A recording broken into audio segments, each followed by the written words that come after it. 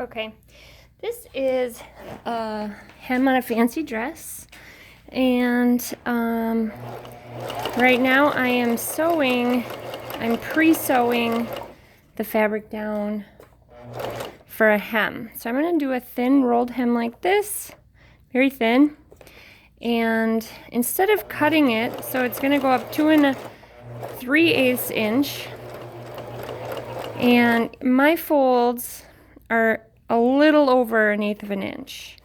So one fold back, I'm folding it back on 2 1/8, and then I'm going to double fold it. So I measured up 1/4 of an inch less than what my final is, and I folded this area up. Now I'm sewing with my matching thread as close as I can to the edge of the fold. I'm going to go all the way around. The reason that we do this is so that we can not have to cut it and fret over whether or not our grain line is perfect and the threads in our fabric don't want to fold back. Especially chiffon, which is very stiff, the fibers in there, and they just don't want to bend backwards.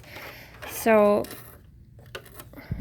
the concept here is that when we're taking something circular like a skirt and we're folding it in on itself, it's going from a larger circumference into a smaller circumference. So for a skirt like this, we're going to need to make a very tiny hem so that we don't really need to bend it too much smaller. Now when I cut this away, I'm just going to scooch this out of the way. I'm going to start on this side. Instead of just chopping into it, which would be really scary because we don't know where we're cutting and if we're going to stab into the other article, the main skirt, I fold it open this way, and I'm going to trim away my bottom lip here. So this is a really dark fabric. It's kind of hard to see, but you're getting up as close as you can because we don't want that to show when we flip it. Okay, so this is my excess that I'm getting rid of.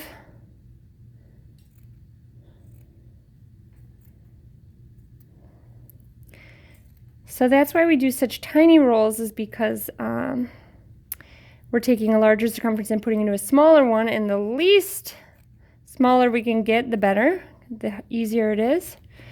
And the reason that we pre-sew this folded line down is because we can control those open cuts, that open cut fiber. So if we were to just pre-cut this and then try to roll it twice, we would have a more difficult time, especially depending on what kind of fabric we're using, to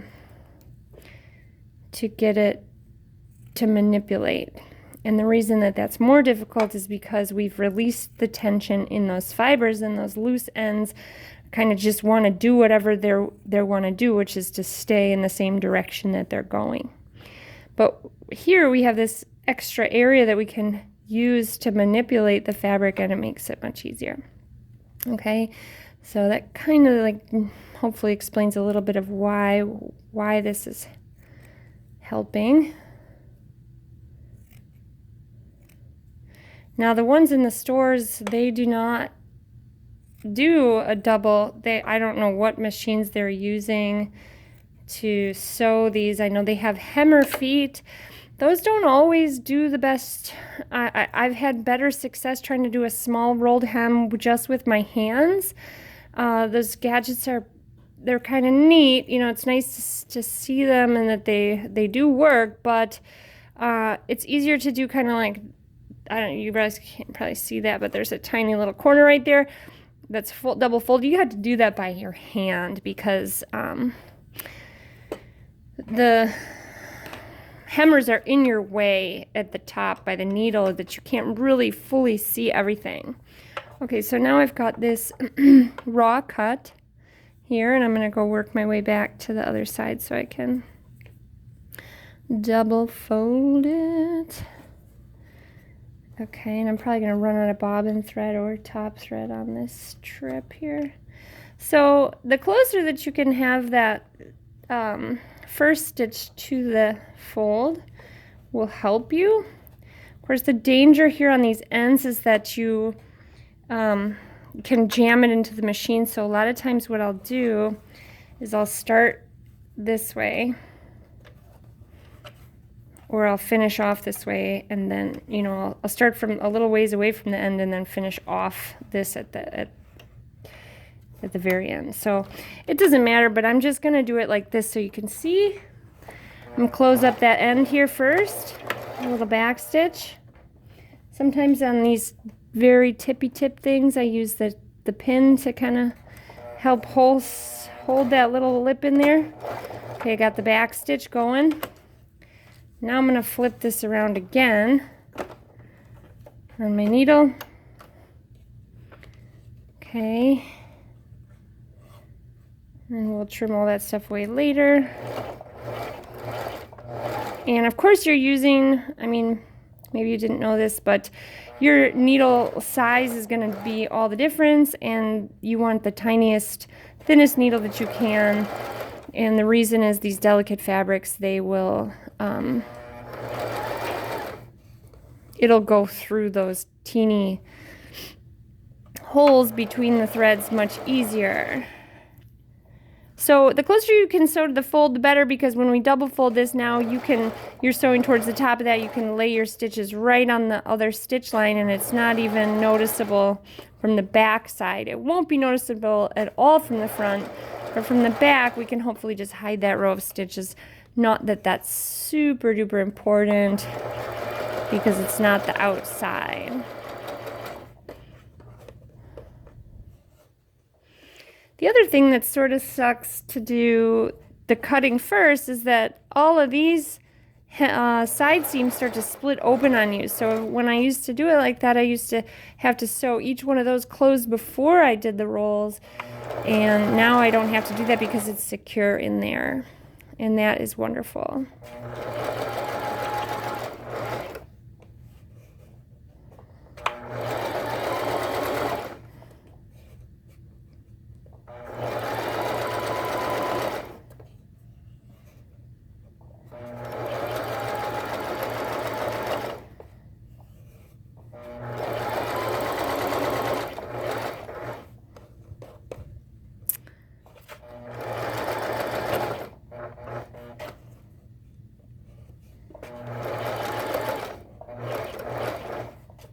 So if you notice this, and I'm not sure that you can see this fully right now, here I've adjusted, I'm putting my hand back here, and I think I used to do it like this, and switching these hands here, I'm a right-handed person, has helped a lot, and I think that's specifically just because it feels more natural. My right hand is here, sort of pulling the fabric in, and I thought maybe my right hand would be doing the controlling here, but this is just stabilizing. And then here I can kind of, I'm not pulling, but I'm holding it taut so that if I do feel anything snaggling, I can kind of give it a boost to pull it out just a touch. And sometimes that's all you need to just get it over, like a little, I don't know, seam fold or something that gets a little tough, or the machine wants to eat the fabric and shove it down into the bobbin area.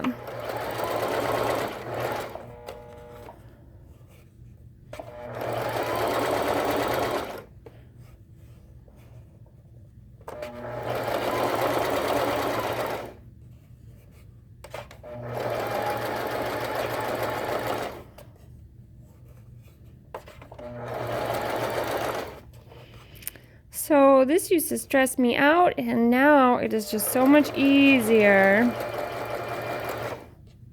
Coming close to the end there.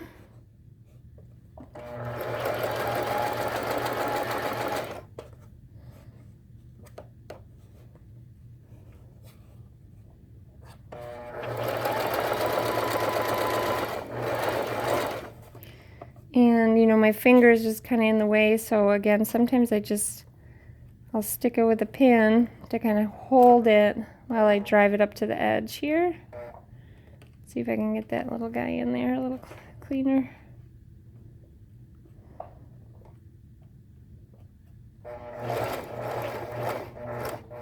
See how I just did that?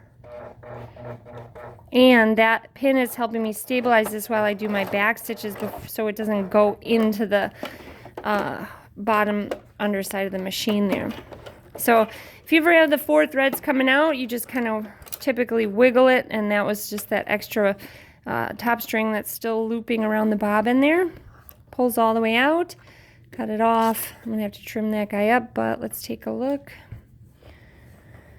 So there's my beautiful tiny hem. And it's exactly the size that I wanted it, with no trouble at all.